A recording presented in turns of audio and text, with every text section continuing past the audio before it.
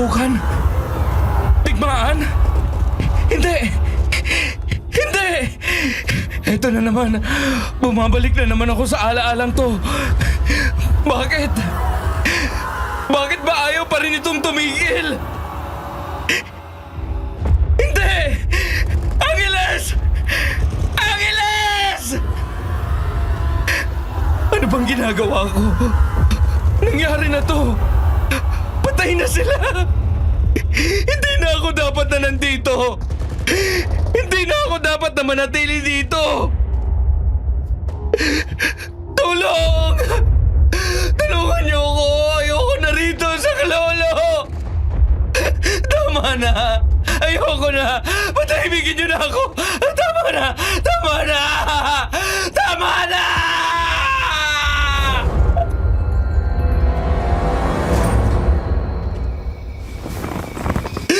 Tama na. Ayoko na. Tama na. Dante? Dante, ayos ka lang? Dante, gumising ka! Dante! Tama na. Dante! Dante, binabangungot ka na naman eh. Nainom mo na ba yung gamot mo? Tama na. Ayoko na. Hindi ko na kaya. Ayoko na. Ayoko na. Mahal ko, kumalma ka na. Wala ka na sa digmaan ngayon. Nakauwi ka na sa atin. Malayo ka na sa gulo. Ligtas ka na, Dante. Ligtas ka na. Manahimik ka, tanga! Anong ligtas bang pinagsasasabi mo? Walang ligtas sa lugar. Kahit saan ka pa, o kahit ano pang ginagawa mo. Kapag naabutan ka ng mga kalaban, mamamatay ka! Matatapos ang buhay mo! Uubusin nila lahat ng mga kasama mo! Wala silang Dante, ano ba? Walang mga rebelde dito sa probinsya natin. Malayo ka na sa digmaan. Kaya pakiusap lang, huminahon ka na. Nag-aalala na ako ng gusto sa'yo eh. Anong walang rebelde? Hindi mo alam ang sinasabi mo! Kahit saan, may kalaban! Papatayin nila tayo! Uubusin nila tayo! Yang ganyang katangahan sinasabi mo ang magpapahamak sa atin! Hangal! Tanga, hangal? Ganun ba talagang tingin mo sa akin, Dante? Alfina, pasensya na. Ano bang nangyayari rito? Ba't ba nakabulyaw ka na naman, Dante? Dinig hanggang likod bahay ang boses mo mula rito sa sala. Lo, uwi na po muna ako. Baka hinahanap na ako ni tatay. Eneng, ako na ang humihingi ng pasensya para rito sa apo ko, ha? Alam mo naman ang kalagayan niya ngayon. Naiintindihan ko naman po, Lo. Pero hindi ko lang talaga maiwasang... Sige na po.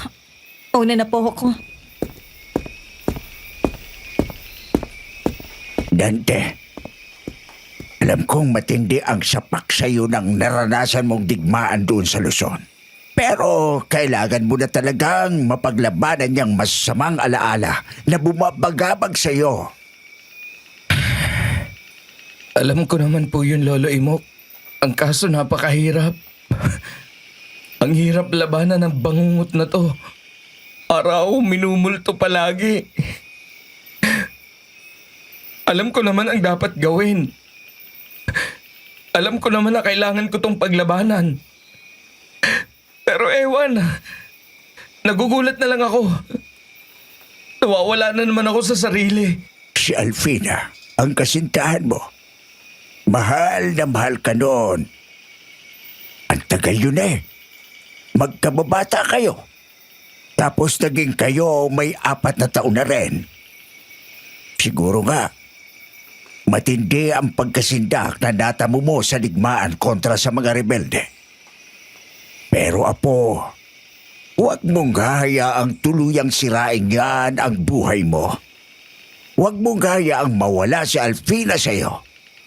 Baka nga, siya pa ang susi para gumaling ka, di ba? Tama kayo, Lo. Tama raw ako. Pero bumuntong hininga lang. Tumayo ka, hoy! Puntahan mo yung kasintahan mo! Bilisan mo! Opo, Lo. Pupunta na po.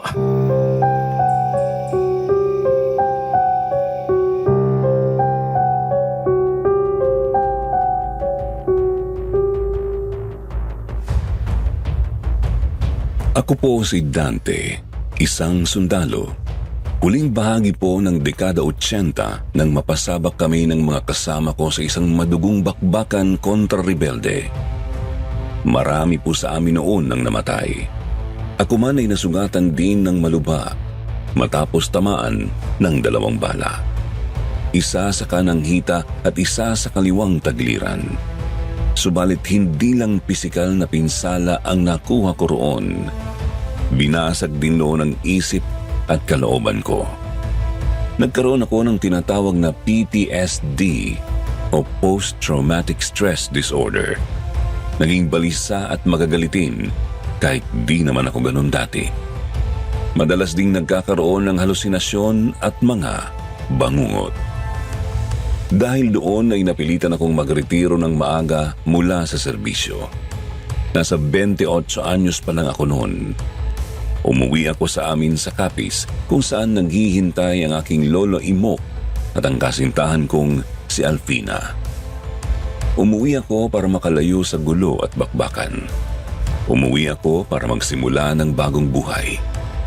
Ang kaso isang kakaibang laban naman ang kinailangan kong harapin pagdating. At hindi ako pwedeng umatras dahil lang basag ang katinuan ko.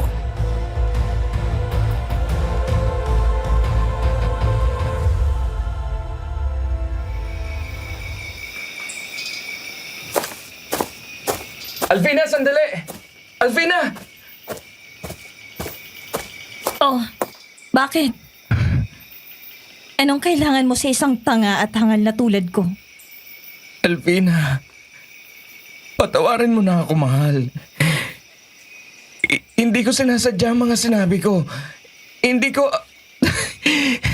hindi ko gustong pagsalitaan ka ng masama. Alam mo, Dante, naiintindihan naman kita eh. Naiintindihan ko ang kalagayan mo. Pero patawarin mo ko. Kasi nasasaktan din ako eh. Masakit makarinig ng ganon galing sa'yo. Dapat kasi talaga nakinig na ako sa'yo dati pa lang eh. Dapat di na ako tumuloy sa pagsusundalo. Hindi pa tayo magkasintaan nung sinabihan mo ako noon. Pero tinuloy ko pa rin. Anong na pala ako? Heto, palyado ng isip. At baka pati ang habang buhay na kasama ka ay mawala na rin sa akin. Dante, ayoko namang iwan ka na lang ng basta. Lalo pa ngayong may pinagdadaanan ka. Mahal kita eh. Mahal na mahal. Pero siguro kailangan ko lang din ng minsanang pahinga. Di rin kasi pwede na araw-araw na lang tumatanggap ako ng kung ano-anong masasakit na salita galing sa'yo. Naiintindihan ko, Alvina. Naiintindihan ko. Hayaan mo. Pangako. Sisikapin kong umayos. Sisikapin kong ibalik ang dating ako. Huwag kang mangako. Gawin mo.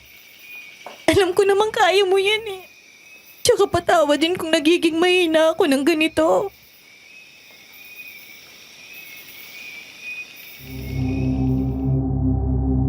Kita ko sa mga mata ni Alfina ang magkahalong pag-aalala at pagmamahal para sa akin. Sa totoo lang, naisip ko na noong makipaghiwalay na lang para hindi na siya mahirapan sa tabi ko. Pero hindi ko masabi. Umuurong ang dila ko. Tama na nga itong kadramahan na to. Okay, nihintay na ako ni tatay eh. Sige. Atid na kita sa inyo. Inihatid ko nga si Alfina sa kanila. Hindi naman yun kalayuan sa amin. Isang sementadong bahay na medyo may kalakihan. Ang tatay kasi ni Alfina na si Mang Nestor ang may pinakamalaking lupain sa baryo namin. Mapera, kumbaga. Subalit nang makarating kami ay walang katao-tao ang bahay. Sinubukang magtawag ni Alfina pero walang sumasagot.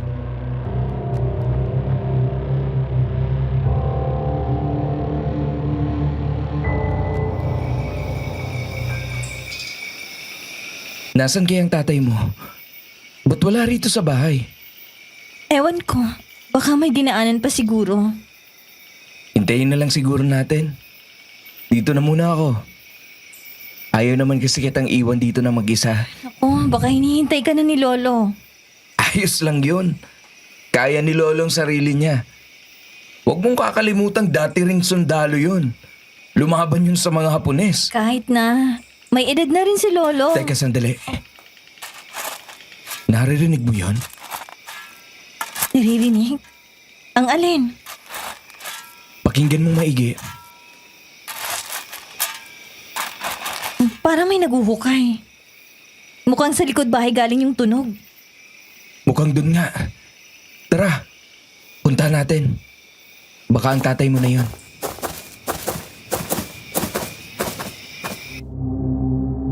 Lumabas nga po kami sa may likod bahay. Walang tao sa mismong bakuran, pero may natanaw kaming gumagalaw sa malapit na halamanan.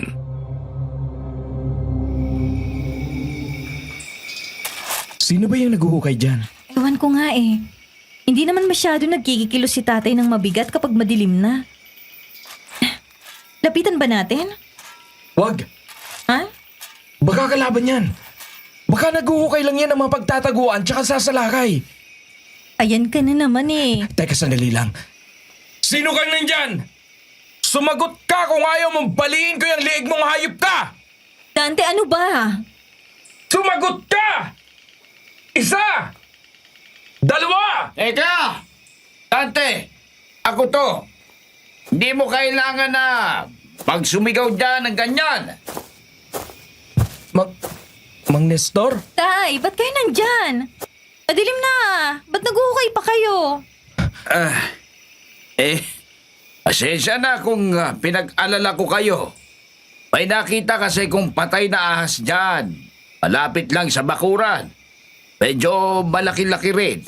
Kaya't inilibing ko na lang. Baka kasi makalingasaw ang amoy dito sa atin. Akala ko pa naman kung ano nang naguhukay dyan eh. Pasensya na ho, Mang Nestor. Nabulyawan ko kayo. Ayos lang yun, iho. Naiintindihan ko. Oh, kumusta ka na ba? Heto. Medyo wala pa rin ho sa sarili. Madalas pa rin sinusumpong. Nahihiya na nga ako rito kay Alfina eh. Dante, pinag-usapan na natin yan kani-kanina lang. Huwag mo na muna ulit banggitin. Ikaw lang din ang mahihirapan yan. Basta kung may maitutulong ako, pagsabi ka lang, iho. Baka sakaling may magawa ko para mas mabilis kang gumaling. Halimbawa, baka makatulong kung magbakasyon ka sa magandang lugar. O siguro kung tumulong-tulong ka rin sa bukid. Baka kasi makatulong yon para mailabas mo sa maayos na paraan ang bumabagabag sa iyo. Huwag kang mag-alala. Iibigyan naman kita ng saktong sahod. Oo nga naman, mahal. Baka mas makabubuti sa'yong ganun. Naku, wag na muna Alfina. Nakakahiya naman dito sa tatay mo eh. Baka makagulo lang ako sa mga trabahador sa bukid kapag sinumpong ako. Mas gusto ko lang munang magpahinga sa ngayon. O siya, kung yan ang pasya mo. Basta kung may maitutulong ako magsabi ka lang ha. Salamat po, Mang Nestor. Sige na, alis na po ako. Baka hinihintay na ako ni Lolo eh. Alfina, mauna na ako. Ingat ka sa daan. Diretso uwi na ha, para iwas problema. Opo, mahal ko. Sige na, una na ako.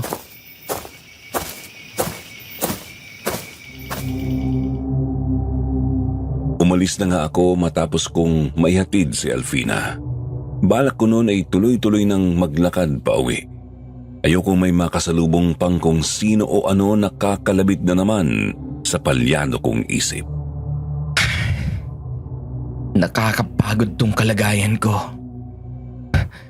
Nakakapiko na. Kailan ba kasi ako titino? Gusto ko nang bumalik sa dating ako. Kinakabahan ako. Sinusumpong na naman ba ako? O ano? Habang naglalakad ay bigla na lang akong kinabahan. Tipo ng kaba na nararamdaman ko kapag may nagmamasid sa akin. Kapag dumaan ka kasi sa matinding pagsasanay at buhay bilang sundalo, nahahasa na rin nun ang iyong pandama. At kahit retirado na ako nung sandaling yun, naroroon pa rin sa akin ang matalas na pakiramdam na yon. Magsalita ka! Sino ka? Sino kang nagmamasid sa akin? Sumagot ka! Nagpalinga-linga ako. Kakahuyan lang ang natatanaw ko sa bandang kaliwa ng daan. Sa kanan naman ay ang palayan ni Mang Nestor. Wala akong nakitang kahit sino sa paligid. Pero nagtawag pa rin ako.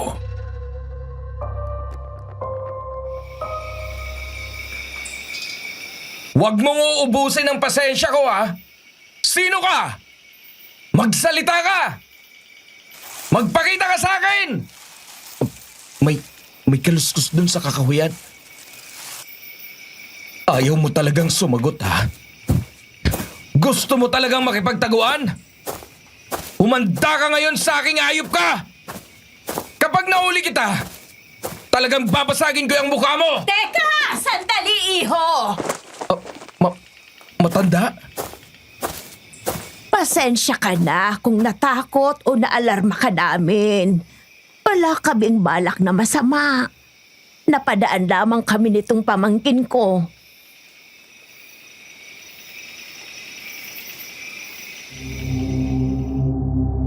Natigilan ako nang may makaharap akong dalawang babae sa may kakahuyan. Isang matanda at isang dalaga. Bigla na lang kasing nanayo ang balahibo ko tapos pinagpawisan ako ng malamig. Ang nasa isip ko noon ay malamang dalalang ng sayad ko kaya nakaramdam ako ng ganon. Payapa naman kasi ang mukha ng matanda. Hindi ko nga lang maiwasang mapansing kunot ang noo ng dalaga at matalim ang titig sa akin.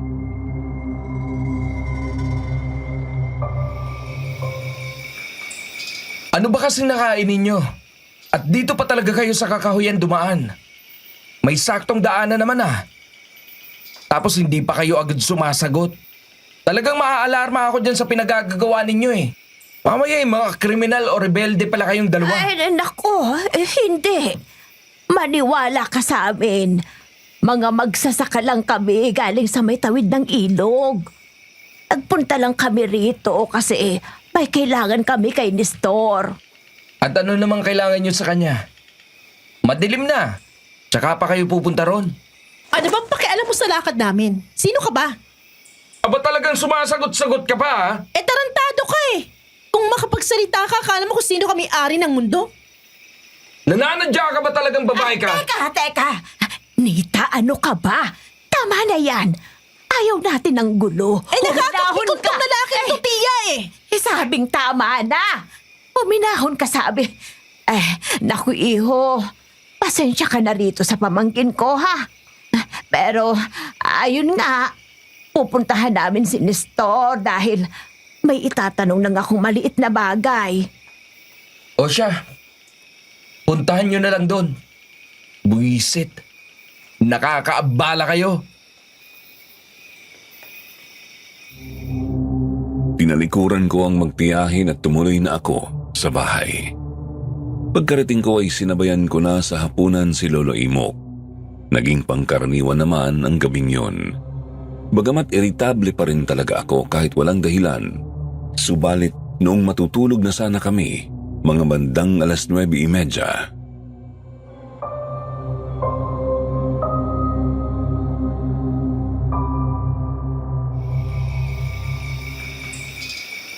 Nainubo na ba ang gamot mo, Dante?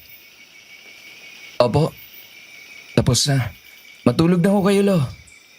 Maaga pa kayo sa bukid bukas. Sige. Punta na ako sa kwarto. Oh, Dante! Lolo Imok, tulungan niyo ako! Si Tatay! Si Tatay Nestor! Tulungan niyo ako! Dante!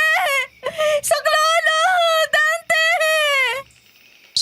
Si Alvina. Teka po, Lolo. Pagbubuksan ko. Nataranta akong tumakbo papuntang pinto. Nakasunod lang sa akin si Lolo Imok. Pagkabukas ko ng pinto ay tumambad sa amin si Alfina. Umiiyak at may bahid ng dugo ang damit.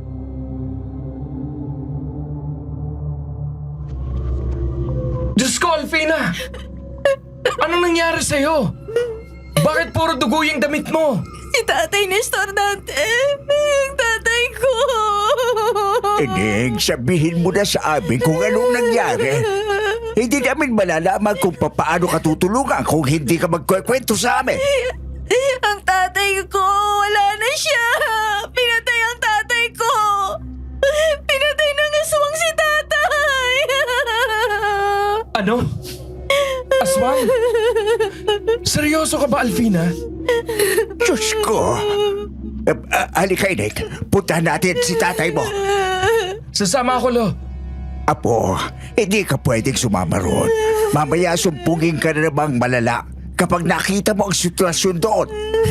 Lolo, hindi pwedeng umupo na lang ako dito at walang gawin. Lalo ako mababaliw sa ganun. Alam kong hindi makakabuti sa akin ang makakita ng pinangyarihan ng krimen. Pero hindi ako nagpaawat kay Lolo Imok. Sumama pa rin ako sa kanila. Tuloy-tuloy kaming tumakbo papunta sa bahay ni na Alfina. Pagkarating sa kanilang bahay ay dumiretso kami sa kwarto ni Mang Nestor. Doon ay nadatnan naming basag na ang salamin ng kanyang bintana. Nakakalat ang mga bubog sa sahig. Naroroon din at naliligo sa sariling dugo ang katawan ni Mang Nestor. Ang katawan lang dahil nawawala ang ulo nito. Butas din ang dibdib at nawawala ang puso.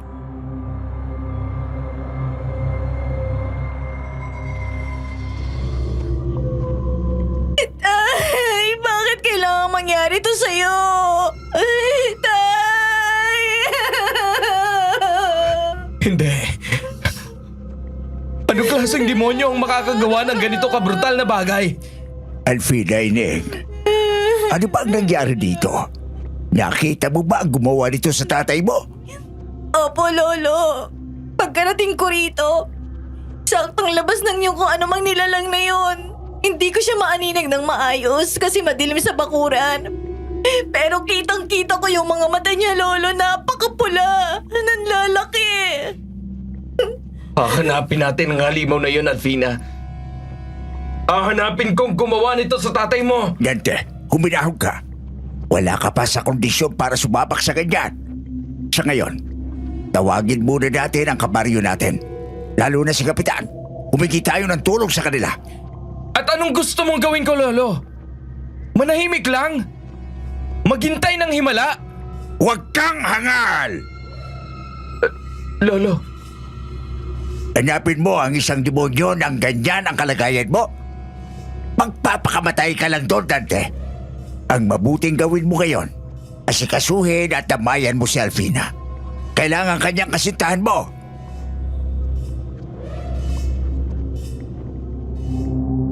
Sa totoo lang, malala ang epekto sa akin ng nadatnan naming kalagayan ni Mang Nestor. Sa paningin ko, parang nakikita ko ang mismong katawan ng mga kasama kong napatay sa bakbakan. Kahit saan ako lumingon noon ay nakikita ko sila. Naririnig ko ang pagdaing nila at ang mga huli nilang salita. Hindi ko lang sinabi kina Alfina at Lolo dahil ayokong dagdagan ang inaalala nila noong mga oras na yon. Pinilit ko na lang isantabi ang mga nagmumultong alaala sa akin. Itinoon ko ang pansin sa pag-asikaso sa kasintahan ko.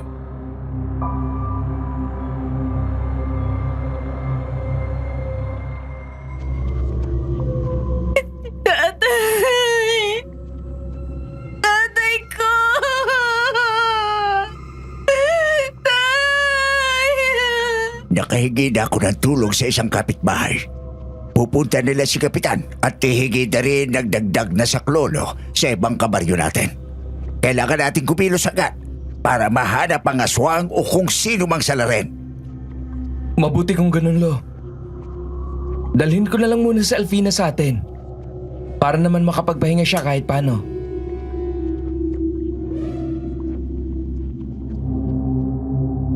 Dinala ko nga muna si Alfina sa bahay para makapagpahinga. Doon ko siya pinatulog sa kwarto ko habang ako naman ay sa sala. Yun nga lang ay hindi ako nakatulog ng maayos. Masyado kasi talagang magulo at malagim ang utak ko noong gabing yun. Kaya naman ngarag ako nang sumikat ang araw. Kahit ang kasintahan ko ay medyo nangingitim din ang mga mata dahil sa puyat nang lumabas ng kwarto.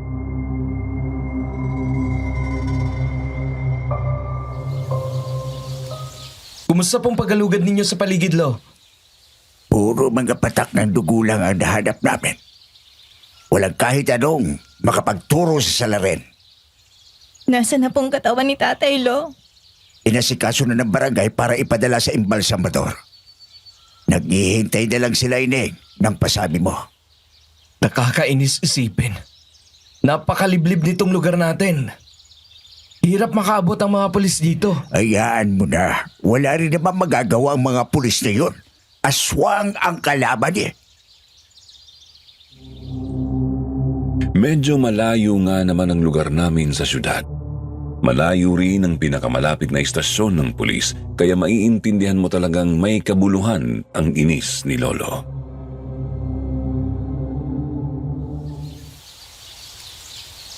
Gaganti ako. Hahanapin ko ang halimaw na yon. Papatayin ko siya. Igaganti ko si Tatay. Kung walang magagawang mga autoridad, ako ang kikilos. Alvina, kahit ako rin naman. Gusto kong iganti si tatay mo.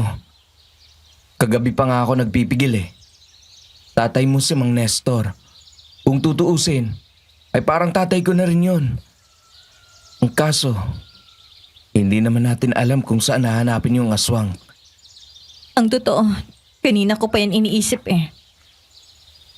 Di ba ang mga aswang mga tao rin? May kapangyarihan lang silang maging halimaw. Tama yun, Ineng. Karamihan sa mga aswang ay nabubuhay din bilang mga tao. Tapos nagbabagong anyo lang sila kapag gabi. O kapag sasalakay. Pero, teka. Ano bang iniisip mo? Iniisip ko po kung sino ang aswang kapag nag-anyong tao. Posible kayang isa siya sa mga kaaway ni Tatay Nestor. Kaaway ni Mang Nestor? Hindi malabo yan. Oo. Mabait naman si Nestor pero maraming galit sa kanya. Sang-ayon ako, Lo. Gahaman si Tatay pagdating sa usaping lupa at pera. Idagdag pang pagkalulong niya sa sabong at iba pang sugal. Teka, tungkol nga pala dyan. Kagabi nga pala nung pauwi ako matapos kitang ihatid. May nakasalubong akong 2 babae. Isang matanda at isang dalaga. Ang sabi, papunta raw sila sa inyo. Dumating ba sila? Ah? 2 babae? Wala eh. Simula nung umalis ka, wala namang dumating na kahit sino sa bahay. Teka, hindi kaya... Inasabi mo bang sila ang aswang? Hindi pa ako sigurado. Pero hindi imposible. Ang totoo, kahit nung kausap ko pa sila, napakasama na ng pakiramdam ko. Pwede mong sabihin baka sinusumpong lang ako. Pero iba kasi talaga eh. Nananayo ang balahibo ko. At nakapagtataka pa ron. Doon sila dumaan sa mismong kakahuyan. Halos patago-tago pa nga. Inakala ko pang ang hayop gubat lang o kung sinong masamang loob. Bago sila nagpakita. Anong itsura nila, Dante? Yung tiyahin matanda na po. Siguro mga nasa 60. Ubani ng buhok. Medyo nakabako ang likod. Payat. At may nunal sa gilid ng kanang panga. Yung dalaga naman, tansya ko, nasa 20 anyos. Payat at medyo pandak. Hanggang balikat ang kulot na buhok. Sa lubong ang kilay. Matalim kong makatingin. Nalaman mo ba kung saan sila galing? Sa tawid daw po ng ilog, Lolo. Hindi ko nga lang sigurado kung saan banda. Sayang lang. Nakalimutan ko yung pangalan ng dalaga. Nabanggit kasi yun ng tiyahin eh. Sapat na siguro mga nalaman mo, Dante. Susubukan ko na lang maghanap kung nasan man ang mga yon. Magtatanong-tanong na rin ako sa mga trabahador ni tatay. Baka may alam silang nakaalitan niya bago mangyari to.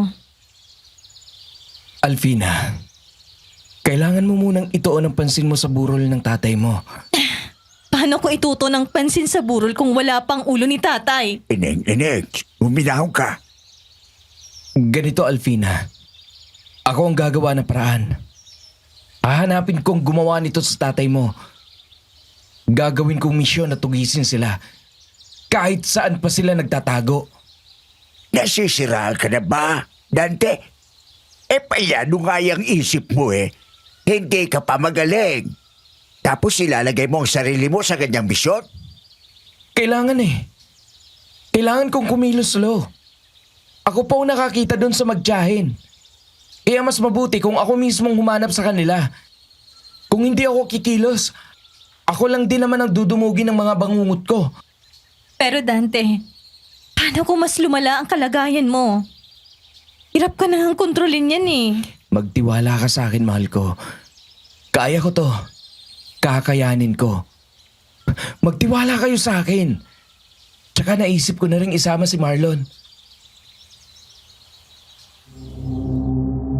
Matapos magtanghalian noong araw na yun ay agad na nga akong umalis. May bolo na nakasukbit sa bewang ko. Una akong pumunta sa kaibigan kong si Marlon. Kababata namin siya ni Alfina. Yun nga lang ay walang plano sa buhay. Kaya nasadlak sa pagiging tambay at lasinggero. Nang makarating nga ako sa kanyang kubo ay kakagising pa lang nito kahit alauna na ng hapon. Doon ay ikinuwento ko sa kanya ang lahat. Ang nangyari kay Mang Nestor, pati na ang tungkol sa nakita kong magtiyahin.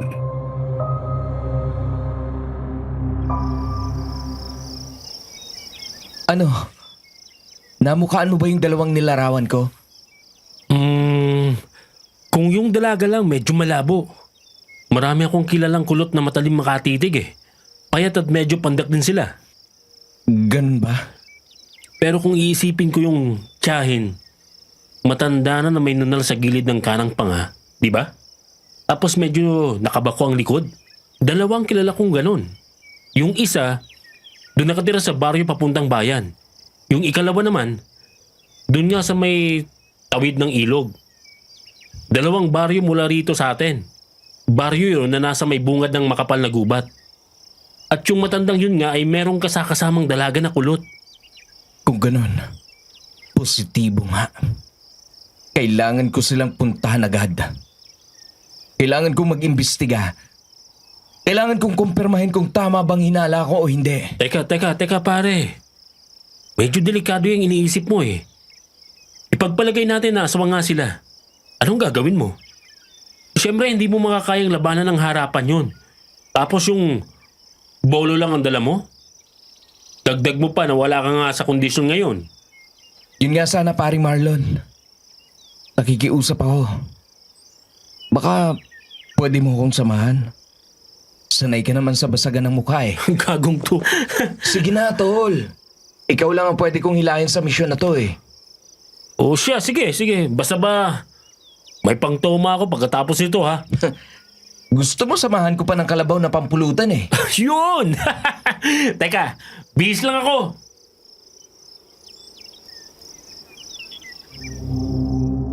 Hindi na kami nagsayang ng oras ni Marlon. Nagbihis nga siya at sinukbit sa bewang ang sariling bolo. Agad kaming lumakad at sumakay ng bangka patawid sa ilog. Pagkatapos ay lumakad na naman kami para makarating sa sinasabi niyang baryo. Halos 2 oras din ang inabot bago kami makarating. At hindi namin inaasahan ang madadatnan doon.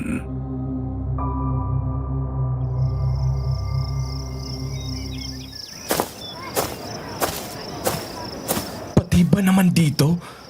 May pinatay din ng aswang? Napakasahol! Tinanggalan ng puso, pinugutan, tapos sinabit sa puno ang katawan? Anong klaseng demonyo bang nakagawa ng ganitong kalokohan? Isa lang ang ibig sabihin nito, pare. Tama ang sinusundan nating hinala. Mukhang may kaugnayan nga rin sa lugar na to ang aswang. Pagtanong-tanong pa tayo. Naglibot-libot pa kami sa baryong yon habang pasimpleng nagtatanong. Tinatanong namin kung alam ba nila kung sino ba ang aswang na nanggulo sa kanilang baryo. Tinatanong din namin kung kilala ba nila ang nilalarawan kong magtiyahin.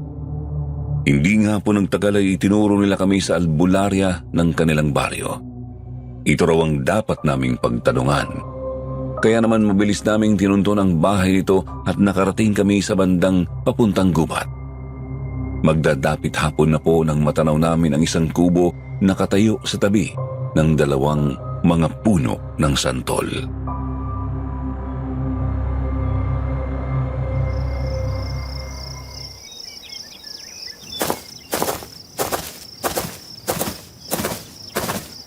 Yan na yata yung bahay ng Aling Biray na sinasabi nila. Mukha nga. Kubo na may katabing mga puno ng santol daw eh. Sa may kakahuyan. Papunta sa mas masukal na bahagi ng gubat. Siguradong yan na yun. Uy! May matandang lumabas sa pinto. Ali kayo sa loob. Dito tayo mag-usap. Kami po, Manang. Oo, sige na. Dali na kayo. Huwag tayong magsayang ng oras.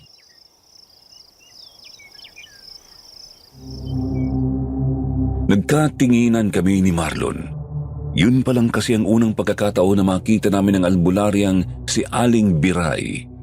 Kaya nakakapagtakang kung magsalita siya ay parang kilala na niya kami. Kung susuriin niya ang boses at kilos niya, parang hinihintay niya kaming dumating. Ano? Pasok tayo? Kinakabahan ako dyan sa matandang yan eh.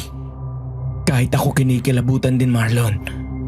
Pero sige, sumunod tayo sa loob. Huwag tayong padala sa kutob natin. Nagtataka man at kinikilabutan ay sumunod na lang kami ng kaibigan ko. Pumasok nga kami sa kubo ng matanda. Sa pinto pa lang ay sandali na akong natigilan.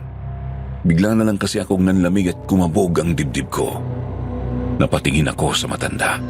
Sumenya siya na umupo kami sa kahoy na pahabang upuan.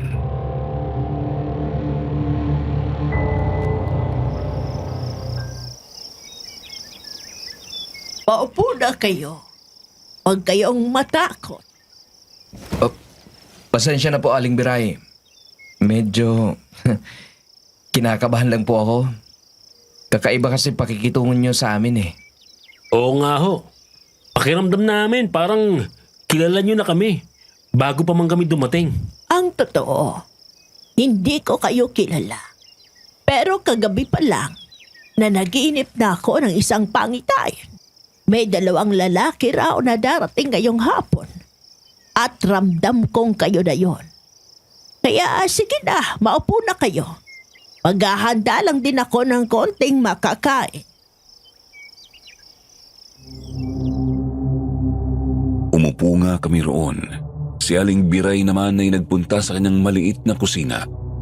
Tanaw kong kumuha siya ng 2 monay tapos nagtimpla ng kape. Iniligid ko naman ang mga mata ko sa loob ng kubong yon. Una kong napansin ang isang altar na may nakasinding puting kandila at may rebulto rin ng mahal na birhen.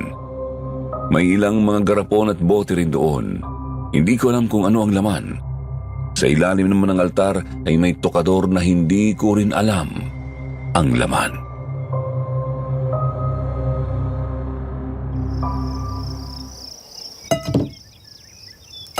Salamat po rito sa merienda, Aling Biray.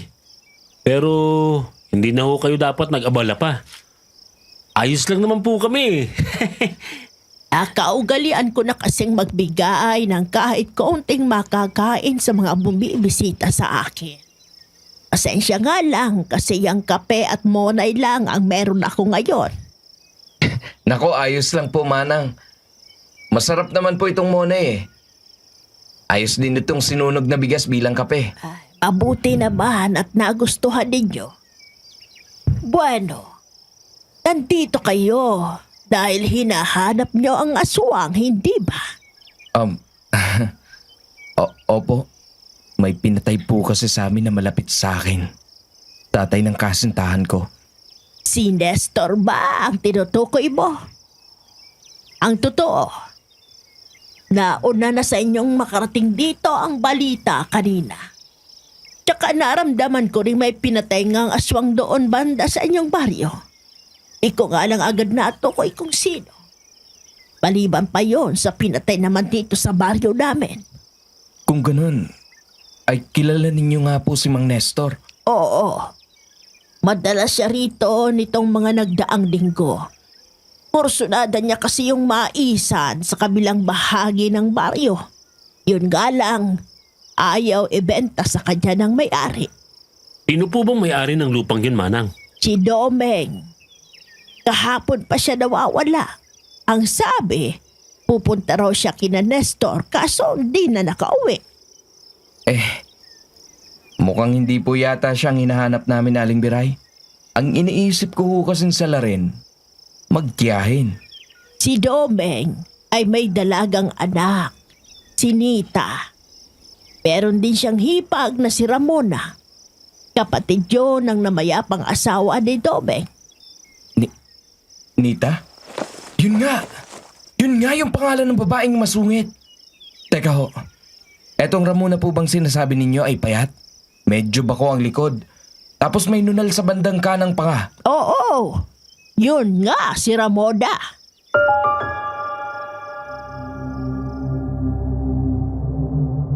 Muli kaming nagkatinginan ni Marlon.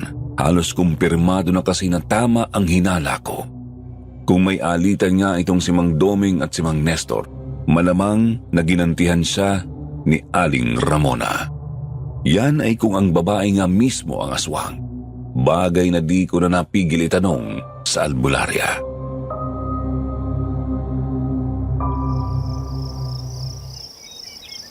Teka ho, Manang Biray.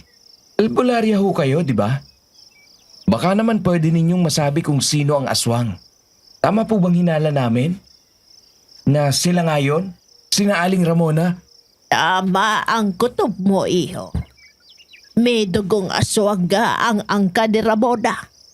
Ikaw, Aling Biray, pasensya na ho kung sisingit ako ha. Pero yung babaeng may nunal kasi, matagal ko lang nakikita rito sa lugar natin.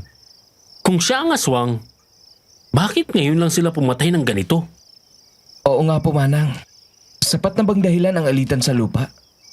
Sa totoo lang, pati ako ay nagtataka nga rin. Alam ko na may dugong aswang ang angka ni Ramona. Pero ilang dekada o siglo na silang tahimik na naninirahan dito. Hindi sila nananakit ng tao mula pa sa kanilang kanununuan. Teka po, Manang. Parang malabo yatang sinasabi nyo. Mga aswang na hindi kumakain, pumapatay o nananakit ng tao? Meron ba talaga nun? Oo, may mga ganong aswang. Mga nilalang lang din naman kasi sila na namumuhay sa mundo. Likas sa kanila maging hayok sa laman at dugo ng tao. Pero meron ding mga aswang na napaglalabanan ang pagkahayok na yon. Ganon ang nangyari sa angka ni Ramona. Pinutol nga nila ang ugnayan nila sa iba pang mga kadugo nila na kumakain ng tao Kung ganon, may mga kadugo silang pumapatay ng tao? Meron. Hindi ko nga lang alam kung saang lupalop na ninirahan ang mga masasamang aswang na yon. Manang, yung pinatay ho ba rito sa baryo nyo? Nakaalitan din ni na Aling Ramona? Hindi. Malapit na kaibigan nyo ni Nestor.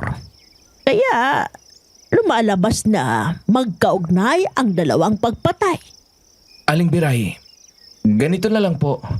Pwede nyo bang ituro sa amin kung saan nakatirang magtiyahing ito? Susubukan ko silang kausapin. Doon sa Maisan, sa bandang hilagang bahagi ng baryo. Ang likod ng Maisan na isa pang bahagi ng gubat na ito, mas masukal kaysa sa nandito sa likod ng bahay ko. Pero bago kayo umalis, sandali, may ibibigay lang ako.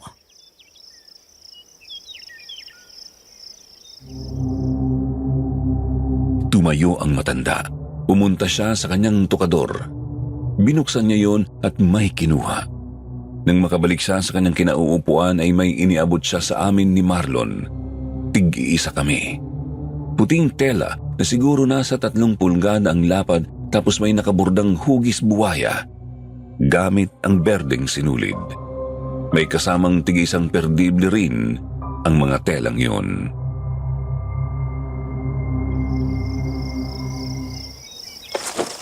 Kapirasong tela?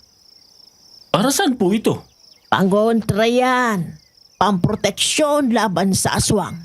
Medyo mahina lang yan pero sapat na para hindi kayo agad masaktan ng mga aswang. Ilagay nyo lang sa damit nyo ha. Pwede nyong ikabit gamit yung perdeble. Maraming salamat ho rito, Manang. Malaking tulong na po ito kung sakaling may talab. Basta mag-iingat kayo. Kapag alanganin na umatras na kayo agad ha. Pwede kayong bumalik dito kung kailangan. Hindi ko na sigurado kung ano na ang binabalak ni Ramona. Kung kaya ko lang sana sasama ako sa inyo. Naku, wag na po, Manang. Ayos na po itong mga tulong na naibigay niyo sa amin. Kinabit nga namin ang mga telang yon sa kanya-kanyang kwelyuhan ng damit namin gamit ang perdible. Pasado 5:00 na nang lumabas kami sa kubo ng albularya. Halos palubog na talaga ang araw noon pero mas pinili ko pa rin dumiretso na sa bahay ng sinasabing Ramona at Nita. Ayoko nang paabutin pa ng bukas ang pakay ko.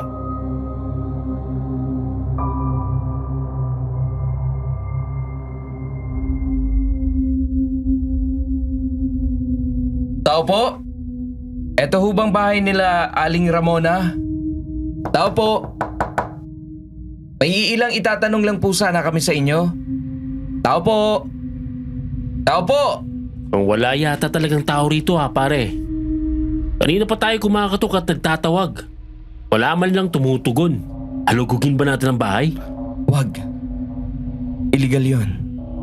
Pero subukan nating libutin ang palibot nitong bahay. Dito sa may bakuran siguro. Hanggang dun sa may likod. Dun sa may gubat. Kinakabahan ako sa gubat na yan. Bungad pa lang. Ang tataas na ng mga talahib Kahit ako din naman Kinakabahan din ako, Marlon. Ang daming nagmumultong alaala sa akin sa mga ganitong lugar.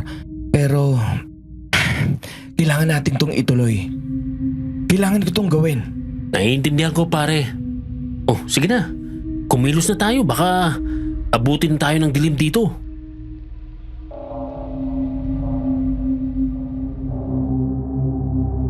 Di na ako iniwan ng kaba noong sandaling yun. Nananayo rin talaga ang balahibo ko at pinagpapawisan ako ng malamig. Ang totoo nga ay pinapakiramdaman ko na noon ang bolo na nakasugbit sa bewang ko. Handa ko na iyong hugutin anumang oras kailanganin. Gayon pa man ay hindi na kami nagsayang ng oras ng kaibigan ko. Nilibot namin ang bakuran ng bahay na yun. Ilang sandali pa nakarating kami sa may likod. Doon ay natanaw naming may nakatayo sa may mga talahib. Hindi ako pwedeng magkamali. Siya yan, pare. Siya mismo ang dalagang tinutukoy ko. Imposible namang hindi niya tayo naririnig na nagtatawag ng tao kanina pa. Hindi naman siya ganun kalayo mula rito sa bakuran Talagang ginagago ko ng babaeng yan Uy, pare, kumalma ka. Buwisit kang babae ka! Nandito ako dapat para makipag-usap ng maayos. Pero nanggagago kayo Ba't di man lang kayo sumasagot habang tinatawag ko kayo?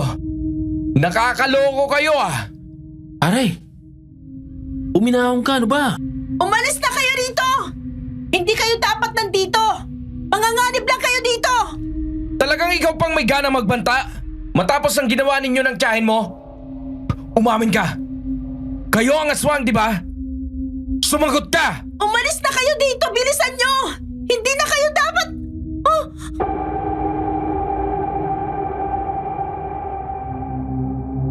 Natigilan kami ni Marlon nang makita naming may mga pares ng mata sa padilim ng gubat. Nakahalo ang mga iyon sa makapal na talahiban at kakahuyan. Sa bilang ko ay nasa 4 o 5 pares lahat ng mga matang iyon. Nanlilisik at namumula. Kaya naman lalong kumabog ang dibdib ko. Kung kanina ay pinagpapawisan lang ako ng malamig, ngayon ay talagang nangangatal na ang mga binti ko.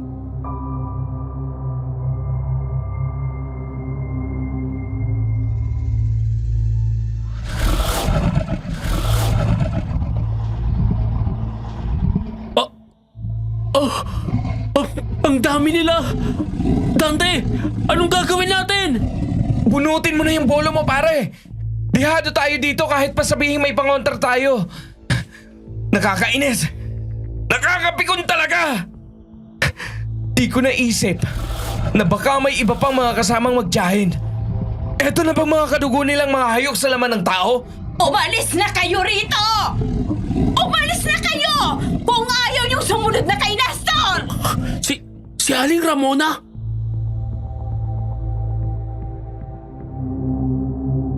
Hindi nga po ng tagal ay nagpakita na rin si Aling Ramona.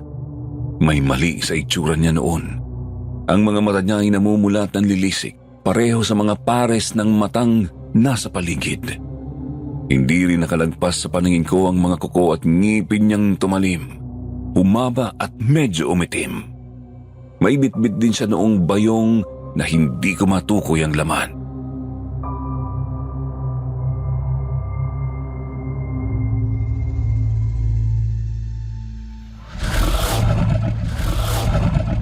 Wala kang karapatang utusan ako! Kayo ang mamamatay! Magbabayad kayo! Pagbabayaran ninyong ginawa ninyo kay Mang Nestor! Umalis na kayo rito! Ito na ang huling pagkakataon na magiging mabait kami sa mga kutong lubang kagaya ninyo! Sawang-sawa na ako magtiis! Sawa na akong maging mabuti! Yang lecheng kabutihan niya ng dahilan kung bakit nagdurusa ang angka namin! Nananahimik kami rito! Hindi kami nananakit o pumapatay ng tao! Tapos ano? Guguluhin niyo kami! Ikaw pa ngayon ang naninisi! Kayo ang may pinatay! Kayo ang masasama!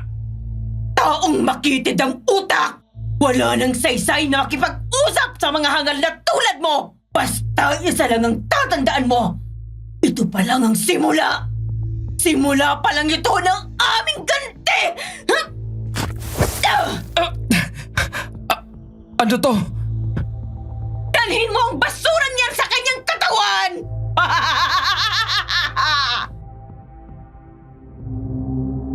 Hinagis sa akin ni Aling Ramona ang hawak niyang bayong. Hindi ko yun nasalo. Nahulog yun sa lupa at gumulong palabas ang mga laman.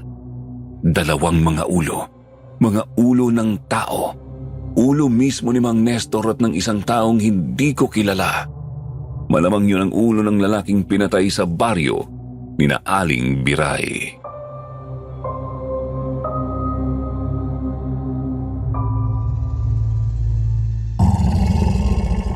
Umalis na kayo! Hahayaan namin kayong makaligtas ngayon! Pero huwag kayong mag-alala. Di magtatagal ay itutuloy na namin ang aming ganti! Babawiin namin ang dapat na sa amin! Hindi. Ang ulo ni Mang Nestor. Mga demonyo! Mga hayop kayo!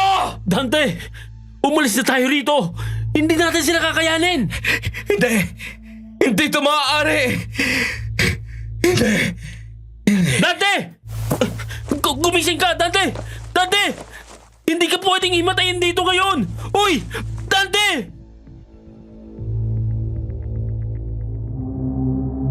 Dinumog ng matinding pagkasindak ang utak at kalooban ko. Umaalingaw-ngaw sa isip ko ang tawa ng aswang na si Aling Ramona. Kumirot ang ulo ko at dumilim ang paningin ko. Bago ko pa man mamalayan ay natagpuan ko na naman ang sarili sa isang pangungot.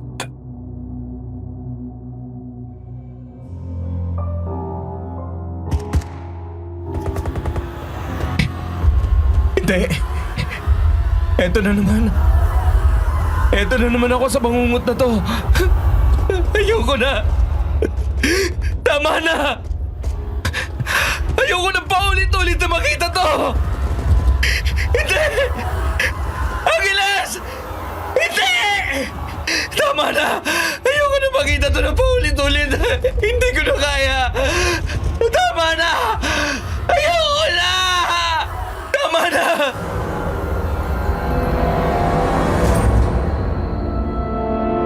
Ayoko na! Mamamatay ka na rito! Mamamatay kayo ng kaibigan mo! Papatayin namin lahat ng mga mahal mo sa buhay! Uubusin namin kayo! Aling Ramona! Hindi! Tigilan mo na ako! Tama na! Ayoko na! Mamamatay ka! Papatayin namin ang kaibigan mo! Ang lolo mo! Ang mahal mong kasintahan na anak ni Nestor! Uubusin namin kayong lahat!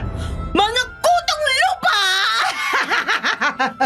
Huwag na huwag niyong gagalawin sa Alfina! Papatayin namin ang kasintahan mo! Papatayin namin siya! Mamamatay kayo! Dante, tulungan mo ako! Saklolo! Hindi! Alfina! Huwag niyo siyang sasaktan! Mamamatay ang babaeng to! Susundan niyang walang kwenta niyang tatay sa kabilang buhay! Anong gagawin niyo sa akin? Mga demonyo kayo! Wag! Wag! Alfina! Hindi! Wag! Wag! Wag! Dante! Dante! Huminahon ka! Huminahon ka! Ligtas na tayo rito! Andito na tayo kina Aling Biray. Marlon? Andito na tayo ka na. Pabuti naman at nagising ka na, Dante. Inumin mo itong halamang gamot para kumalmay ang kalooban mo. Salamat ho, Aling Biray.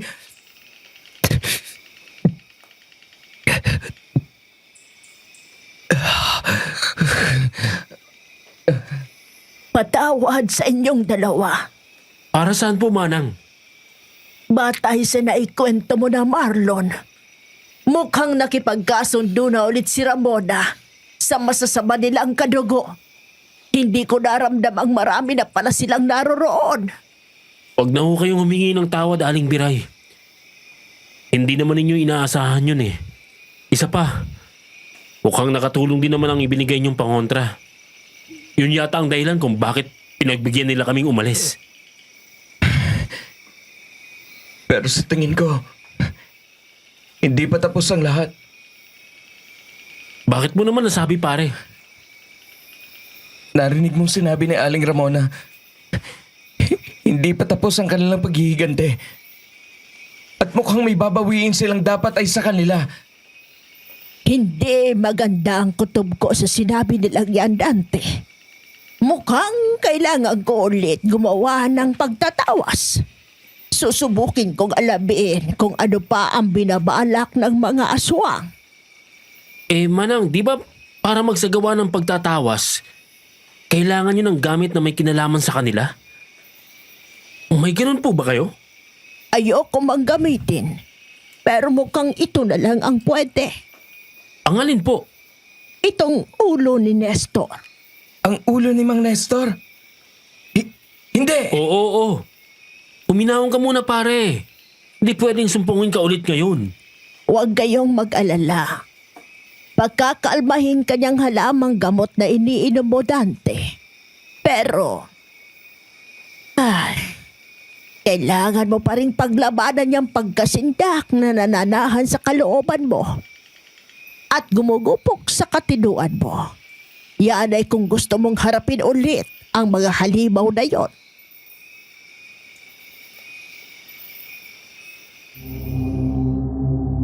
Hindi ako nakasagot sa sinabi ni Aling Biray. Tama naman kasi siya eh. Kailangan ko nang harapin at tuluyang durugin ang pagkasindak sa kalooban ko. Noong sandaling yun ay kalmado ako. Salamat sa pinainom ng albularya. Pero napakadelikado kung susumpungin ulit ako kapag kaharap ko na naman ang mga aswang. Sisimulan ko na ang pagtatawas. Nagsagawa nga po ng pagtatawas si Aling Biray. May puting mangkok siya noon na may lamang tubig. May nakatirik ding puting kandila sa tabi ng mangkok. Tapos may hawak siyang kutsara na may lamang maliit na tipak ng isa pang kandila. Pinapainitan niya yon sa apoy ng nakatirik. Umusal siya ng kung anong mga dasal na hindi ko maintindihan. Hinahawak-hawakan ang ulo ni Mang Nestor na nasa mesa lang din. Pabigat ng pabigat ang hangin sa loob ng kubo noong mga oras na yon. Gusto kong umimik at magtanong pero walang boses na lumulusot sa lalamunan ko. Napatingin ako kay Marlon. Halatang pati siya ay pinapatahimik na rin ng magkahalong kaba at kilabot. Hanggang sa nagulat na lang kami nang biglang mabuwal si Aling Biray. Nahulog siya pati haya sa kinauupuan at bumalandra sa kawayang sahig.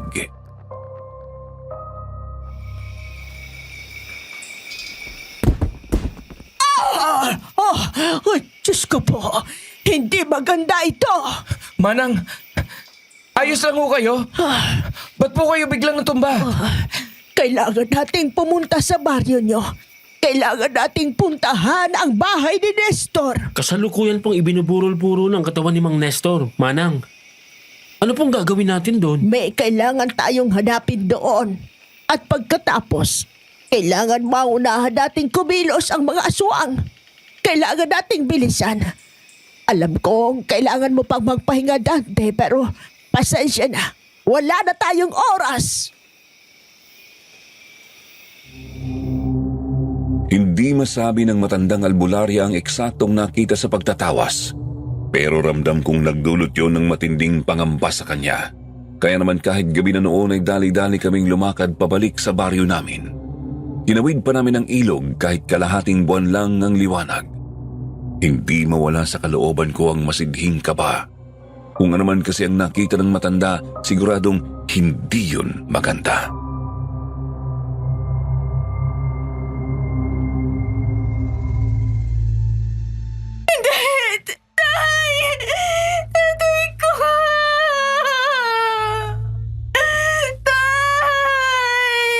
Diyos ko po, talaga bang nakaharap ninyo ang mga swag? At sa kanila ninyo nakuha itong ulo ni Nestor? Opo, Lolo. At may pinatay pa palang isang tao ang mga halimaw na yon. Doon sa baryo nila Aling Biray. Pero ano yung sinasabi ninyong pinunta ninyo rito? Ano pa ang kailangan ninyong mahanap? Ramdam kong nasa bandang likod yun ng bahay na ito. Sa labas ng bakuran. Humanap kayo ng pala at pumunta tayo roon. Ano pong gagawin niyo sa pala, Manang? May huhukayin po ba tayo? Teka sandali. Mukhang alam ko ng tinutukoy ninyo, Aling Biray. Pero sa pagkakaalam ko, ahas lang ang inilibing ni Mang Nestor doon. Hindi yon ahas, Dante. Mas malaking pa roon ang tinatagong lihim ni Nestor. Kaya bilisan na natin. Hukayin na natin ang lupa sa banda roon. Hindi na kami nagtanong pa. Sinunod na lang namin ang sinabi ng albularya. Maging si Alfina at ang mga nakiramay ay nagtaka rin kung ano ba ang hinahanap namin. Nang meron na kaming pala ay dali-dali na kaming tumungo sa likod bahay. Doon sa may halamanan. Tinumbok namin ang bahagi kung saan may inilibing si Mang Nestor bago pa siya salakay ng aswang. Sabi niya ahas daw yun. Pero nung sandaling yun, duda na ako kung totoo ba yun.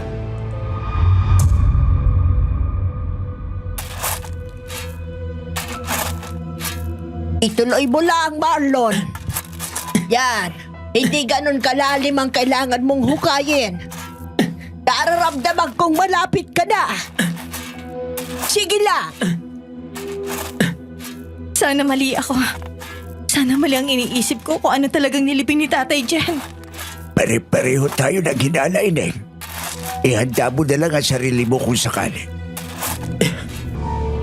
Tingnan nyo. May nahanap na ako. Damit? Kamayin mo na, Marlon.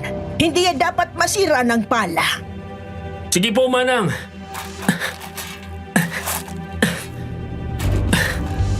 Eto na.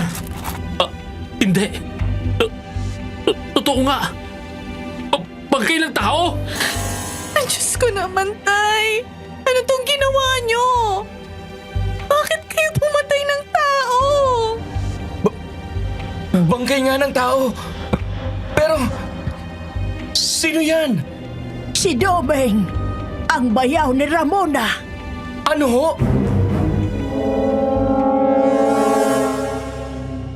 Nayanig kami sa nalaman namin.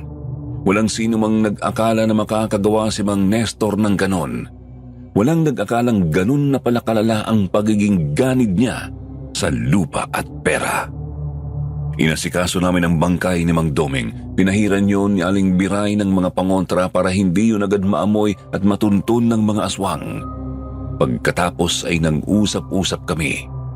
Doon kami sa bahay namin ni Lolo Imok para siguradong walang makarinig.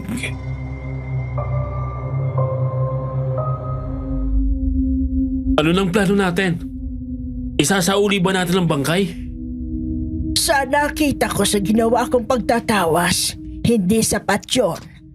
Masyado nang matindi ang galit ni Ramona. Ang totoo nga ay balak silang pumatay ng marami pang tao. At una sa kanilang listahan, ang anak ni Nestor, ikaw, Ining. Ako? Hindi ko hahayaang mangyari yan, Manang. Kailangan natin silang pigilan. Kailangan natin silang unahan. Sa nakikita ko, ayan nga ang tamang gawin, Dante.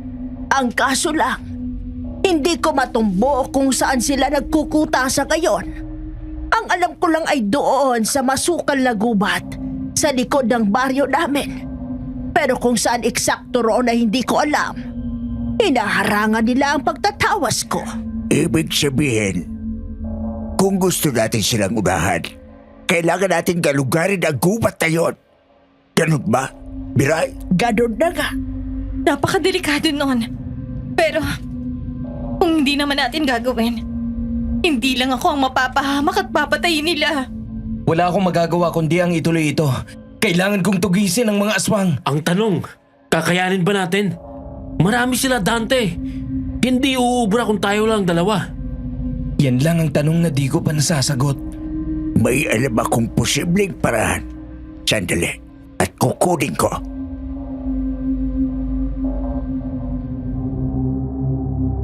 Tumayo si Lolo. Lumakad siya papunta sa kanyang kwarto. Pagbalik niya, dala na niya ang luma niyang pistola. Ginamit pa niya yon noong sundalo pa siya at lumalaban sa mga mananakop na Hapones. Inilapag niya yon sa lamiseta sa gitna ng sala. Agad-agad ay nanginig ang kalamnan ko. Dinumog ako ng sari-saring mga alaala na may kinalaman sa baril. Ang pakiramdam ko kung paano ito hawakan at paputokin, ang amoy ng pulbura at nakakasindak nitong tunog.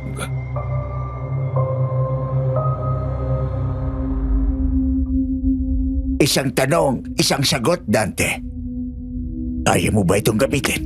Kaya mo bang gumamit ulit ng baril?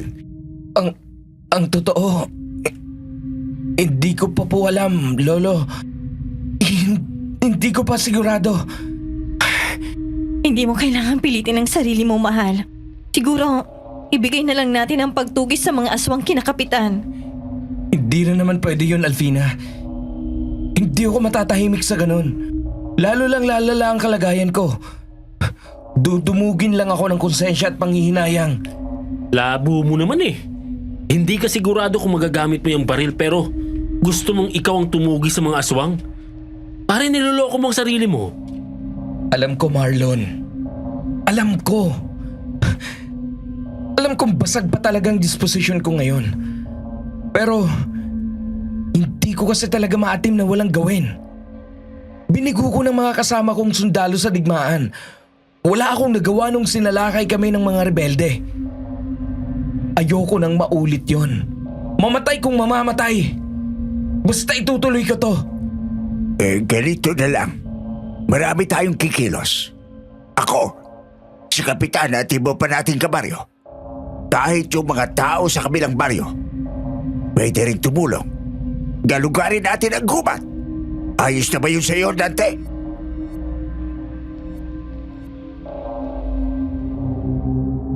Hati ang utak at kalooban ko noon. May bahagi sa akin na nagsasabing yun ang pinakamainam na gawin. Kung mas marami kami, mas mataas ang tsansa ng tagumpay. Subalit may bahagi rin sa loob ko na bumubulong ng taliwas. Gusto kong ako ang tumugis, humanap at pumatay sa mga aswang. Isang isiping alam kong isang malaking kalokohan. Isang ideya na alam kong dala lang ng emosyon at ng basag kong katinuan. Kaya naman pinilit kong ituon ang pansin sa mungkahi ni Lolo Imok. Yun ang mas makakabuti, Lolo. Sangayon ako. Buti naman. Kaya niyo yan, Dante. May tiwala ako sa'yo. Kailan tayo aalis? Bukas ka agad. Hindi natin dapat patagalin ang kilos natin. Pagkatapos mag-usap ay agad na kaming nagpahinga. Pinilit naming makabawi ng lakas ni Marlon. Kinaumagahan naman ay kinausap ni Lolo sina Kapitan. Hindi na rin kami nagsayang ng oras. Agad kaming pumunta sa baryo ni na Aling Biray. Kinausap din namin ang mga tao roon at bumuo kami ng malaki-laki ring grupo.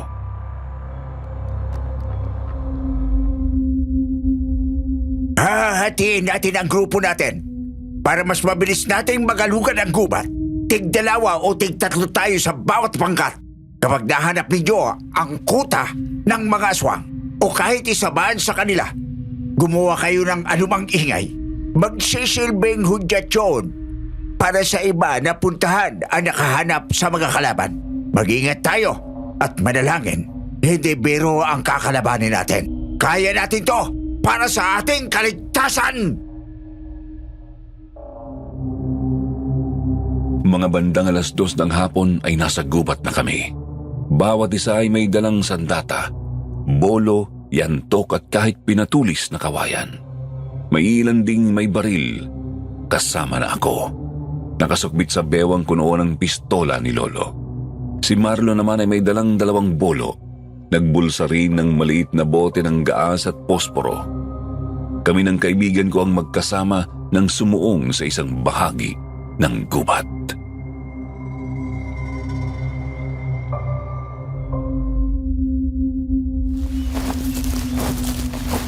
Pasado 4:00 na. 2 oras na tayo naglalakad. Wala pa rin tayo nahanap. Malawak ang gubat na to. Inasahan ko lang matatagalan talaga tayo. Pero sana man lang, makahanap tayo ng palatandaan. Ang hirap ng ganito eh. Napakasukal pa naman ang gubat na to. Kayong dalawa. Ikaw? Ikaw yung pamangkin ni Aling Ramona. Nasaan ang tiyahin mo?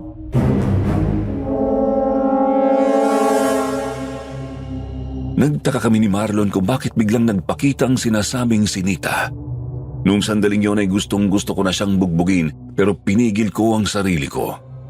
Mas minabuti kong tanungin siya at baka may makuha kaming anumang impormasyon.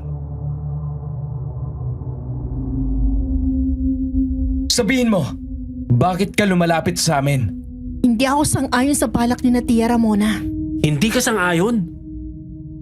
Paanong hindi ka sang-ayon? Noong una, gusto lang namin iganti ang tatay ko. Patayin si Mang Nestor at yung isang kaibigan niya. Pero iba ang gustong mangyari ni Tia. Gusto na niyang tuluyang magpasakop sa dilim. Gusto niya nang manakit, pumatay at kumain ng tao. Ayaw ng tatay at nanay ko ng ganun. Teka sandali. Di ba aswang ka rin? Hindi pa. Wala pa ako sa tunggulang para manahin ng bato. Isa pa ayoko rin. Gusto ko manatiling tao gaya ni Tatay Domeng. At yun din ang habilin sa akin ni nanay. Huwag kong manahin ang bato galing kay Tia Ramona. Anong pakay mo sa paglapit mo sa amin? Nasa matinding panganib ngayon ng baryo ng mga tao. Balak ni na Tia na unti-unting pumatay at kumain ng mas marami pa. Kaya gusto ko kayong tulungang pigilan sila. Ituturo ko sa inyo ang kanilang kuta. Gaano kami kasiguradong nagsasabi ka ng totoo? Malay ba namin? Di ba? Binibitag mo lang kami? Tingnan yung katawan ko. Pinarusahan nila ako nang sabihin ko hindi ako sang-ayon sa balak nila.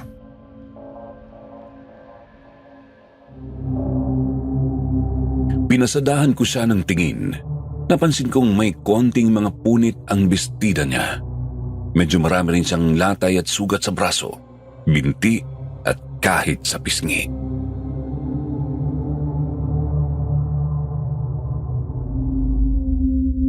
Ano pare? Paniniwalaan ba natin yan? Pagbigyan natin. Pero maging alerto ka. Mahirap nang magkamali. Eh kung tawagin kaya muna natin ang mga kasama natin. Matatagalan tayo kung ganun. Baka matunugan pa tayo kung sakali. Isa pa, naalala mo yung nakaharap natin sila kahapon? Oo, bakit? Kita kong nag-aalala siya para sa atin nung mga oras na yon. Kaya pagbigyan na muna natin. O sige. Nita, hindi ba? Pumapayag na kami. Ituro mo sa amin ang daan. Susundan ka namin. Sige. Pero bago yon, gusto kong mangako kayo. Mangako? Ubusin niyo mga aswang na naroon. 7 lahat sila. Huwag kayo magtitira kahit isa. Ayokong mabigo si Tatay Domeng. Hindi matatahimik ang nanay at tatay ko kapag nalaman nilang kumikilos na ng masama si Tia Ramona.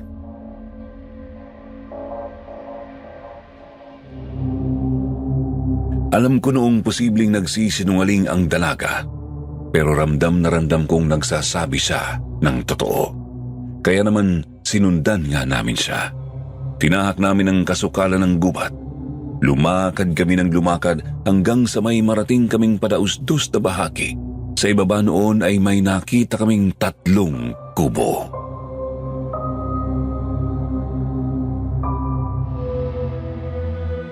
Yan na ba yun?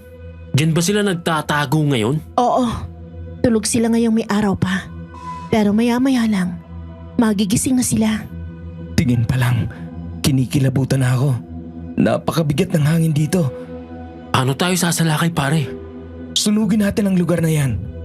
Kapag nagpulasan ng mga swang, tambangan natin. Ako ang maglalatag ng mga tuyong dahon sa paligid ng mga kubong yan. Dito ka na lang maghintay. Delikado. Baka maipit ka pa sa gulo. Kapag lumapit kayo ron, maaamoy nila kayo kaagad. Kapag ako, hindi sila agad maghihinala. Sige. Eto, posporo at gas. Pagkasindi mo, tumakbo ka na agad pabalik dito. Maliwanag. Maliwanag. Mag-iingat ka.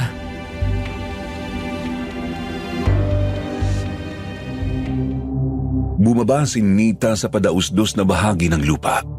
Hindi siya nagsayang ng oras. Mabilis siyang nagkalat ng mga tuyong dahon at damo sa paligid. Sinabuyan niya yon ng gaas, tsaka agad na sinilaban. Yun na ang nagsilbing hudyat namin. Kami naman ang dali-daling bumaba at bumalik sa itaas ang dalaga.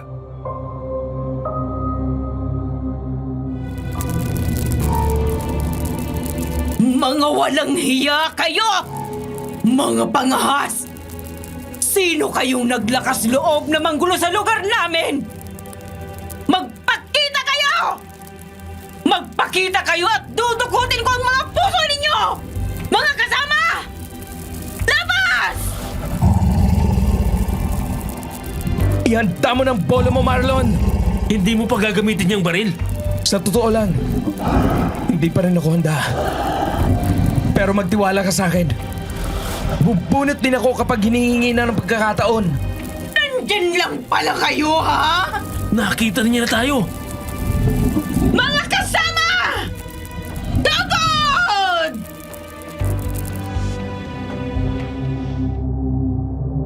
Anim na aswang ang sabay-sabay na sumugod sa amin. Ramdam na ramdam ko na noon ang matinding takot. Talagang nilalamon na ako ng mga pangit na alaala sa isip ko pero pinilit kong magpakatatag. Pinagtibay ko ang kalooban ko. Etong sayo! Mamatay na kayong mga hayop kayo! Yeah! Ang bibilis nila! Nakakainis! Muntik na ako ron ah! Etong sa'yo!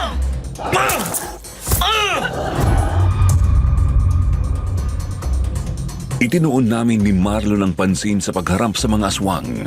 Naisip ko noong tama ako sa pinili kong isama sa misyon. Kita ko kasing magaling talagang makipaglaban si Marlon. Dulot na rin yon ng palagian niyang pakikipagbasag ulo sa kung saan-saang lugar. Subalit sadyang mga halimaw ang mga kalaban namin. Nagulat na lang ako nang makitang hawak na ni Aling Ramona ang kaibigan ko at may 2 pang natitirang aswang sa kanyang tabi. Hindi! ang napapala ng mga hangal!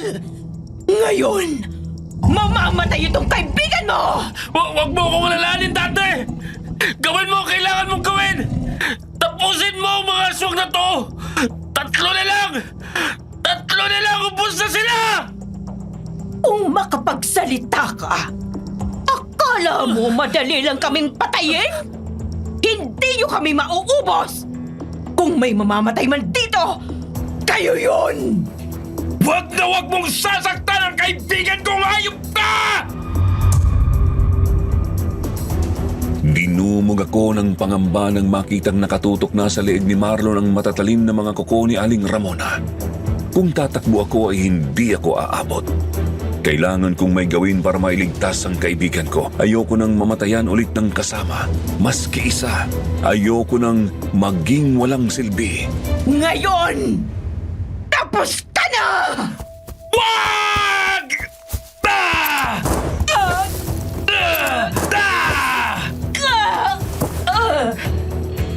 Hindi pa ako tapos!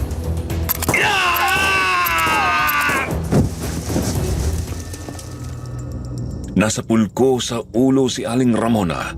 Dahil doon ay nabitiwan niya si Marlon. Ang dalawa pang natitirang aswang ay umakto na sanang tatakas, subalit mabilis ko rin silang napatamaan. Nang matapos ay natagpuan ko na lang ang sariling nanginginig sa paanan ng isang puno.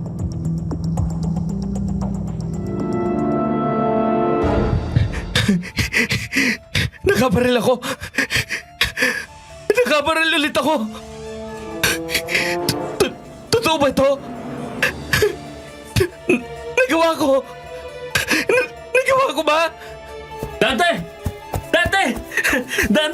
Nagawa mo! Ang galing mo, pare! Napakabagis mo! Nagawa ko!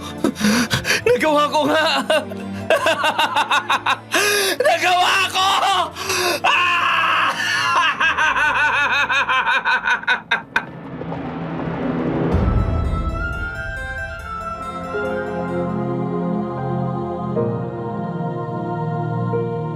Yun ang huling pagkakataon na humawak ako ng baril. Huli dahil tuluyan ng pumayapa ang lugar namin simula noon. Wala nang banta ng mga aswang kaya naman nakapamuhay na kami ng maayos. Magkasabay naming inilibing sina Mang Nestor at Mang Doming. Si Nita naman ay nagpasyang pumunta sa kamag-anak ng kanyang tatay sa Mindanao. Ako naman po ay ginawa ang lahat upang tuluyang umayos ang katinuan ko. Nagawa ko naman makalipas ang mga 2 taon bagamat nanatili ang pagiging magugulatin ko. Mabuti na lang at nagawa ko namang alisin ng pagiging magagalitin, bagay na ikinatuwa ni Alfina. 5 taon pa ang lumipas ay nagpakasal na kami ng kasintahan ko. Bumuo kami ng sarili naming pamilya at ngayon may mga apo na nga. Sa nalaman ko mula sa isa sa mga anak ko ay PTSD o Post-Traumatic Stress Disorder daw pala ang naging kalakayan ko. Hindi ko nalaman yun agad dahil wala pa namang mas maiging pagsusuri noong mga panahong iyon. Ipinagpasalamat ko na lang sa Panginoong kahit paano nagawa ko naman itong mapaglabanan. Siguro kung may kaparehong karamdaman kayo, ibahagi nyo na lang ang inyong mga karanasan sa comment section para mabasa ko. Hanggang dito na lang po. Maraming salamat, Sitio Pangil.